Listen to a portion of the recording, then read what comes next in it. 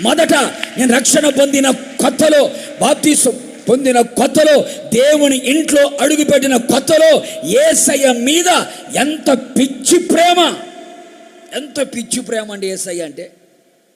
ప్రార్థన చేయకుండా ఉండలేవు, బైబిల్ చదవకుండా ఉండలేవు, మందిరానికి రాకుండా ఉండలేవు, పరిచర్య చేయకుండా ఉండలేవు, ఉపవాసాలు ఉండకుండా ఉండలేవు. ఎందుకయ్యా అంటే యేసయ్య అంటే పిచ్చి ప్రేమ. యేసయ్య అంటే అంత పిచ్చి ప్రేమ ఏంటయ్యా? యేసయ్యకు ప్రార్థన చేయకుండా, యేసయ్యకు వాక్యము చదవకుండా, ఆయన సన్నిధిలో ఉండకుండా ఉండలేనంత పిచ్చి.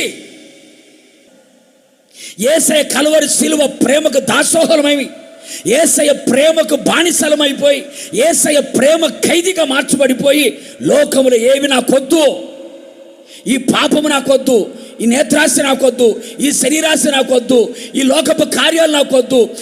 ఒక్కసారి మీరు ఆలోచించండి. ఒకప్పుడు మన ఆత్మీయ జీవితంలో యేసయ్యని ఎంత ప్రేమించామండి. యేసయ్య ప్రేమ కొరకు లోకములో ఉన్న వాటిని విడిచిపెట్టేశాం కదా.